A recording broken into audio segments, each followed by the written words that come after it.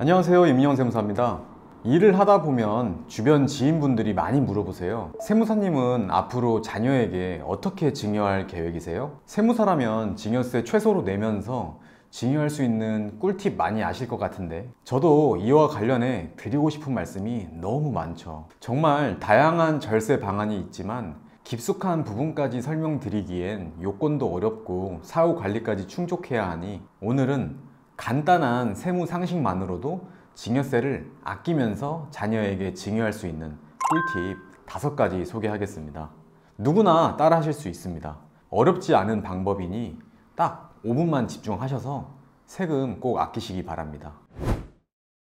첫 번째, 증여세 신고기한을 잘 지키는 방법입니다. 증여세는 증여가 발생한 날의 말일로부터 3개월 이내에 관할 세무서에 신고 납부해야 합니다. 이렇게 증여세 신고 기한을 잘 지켜서 자진신고하면 증여세에서 3%를 공제해 줍니다. 만약 증여세가 1억일 경우 자진신고함으로써 300만 원의 세금이 깎이겠죠? 가끔 이런 분들이 계세요. 과거에 이미 자녀에게 증여하긴 했는데 증여세 신고를 할까 말까 고민하시다가 뒤늦게 신고하시는 분들이 종종 계시는데요. 이렇게 되면 자진신고 3% 세금 혜택 못 받는 건 당연하고, 설상가상으로 무신고 가산세 20%에다 납부지형 가산세 연마다 8%씩 적용받습니다. 두 번째, 여유가 있을 때 미리미리 증여하는 방법입니다. 제 영상을 꾸준히 챙겨 보셨으면 증여재산 공제는 10년마다 리셋된다는 사실 알고 계시죠? 혹시 증여재산 공제 영상을 못 보신 분들을 위해 우측 상단에 링크 올려놓겠습니다.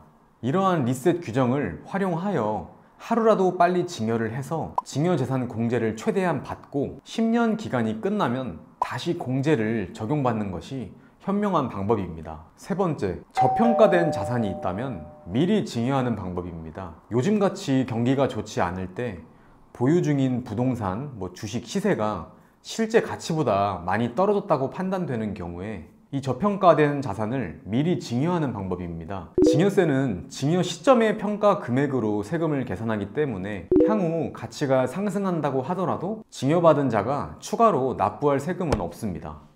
네 번째는 방금 말씀드린 세 번째 방법과 연계된 꿀팁인데요. 만약 증여재산의 가치가 예상과 달리 급격히 증가하면 증여를 취소하는 방법입니다. 상장 주식을 증여받는 경우에 평가 방법은 증여일로부터 전후 2개월 종가 평균 가액으로 결정합니다. 상장 주식을 증여할 때는 주가가 바닥이었는데 증여한 이후 2달 동안 주가가 폭등할 수도 있겠죠?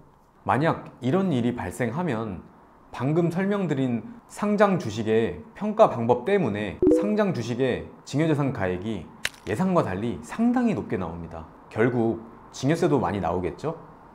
이렇게 예상치 못한 상황의 대비책으로 증여를 취소하는 방법이 있습니다. 이 내용도 제가 지난 영상에서 소개한 적이 있는데요. 혹시 못 보신 분들을 위해 우측 상단에 링크 올려놓겠습니다. 증여받은 재산을 증여세 신고 기한 이내에 증여를 취소하면 처음부터 증여가 없었던 것으로 본다는 규정인데요. 증여세 신고 기한은 3개월이라고 말씀드렸죠. 근데 상장 주식 평가액은 2달이면 알 수 있기 때문에 의사결정하시기에 시간은 충분합니다.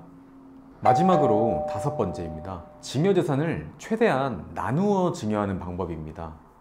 증여세가 어떻게 과세되는지 구조를 아는 분이라면 쉽게 이해하실 텐데요. 증여세는 증여를 받는 사람, 즉 수증자를 기준으로 세금을 산출합니다. 그리고 증여재산 가액이 많을수록 세율이 최대 50%까지 높아지는 누진세율 구조를 가지고 있죠. 따라서 한 명에게 증여하는 것보다 여러 명에게 나누어 증여하는 것이 세율 구간을 낮춰주어 절세하는 방법입니다.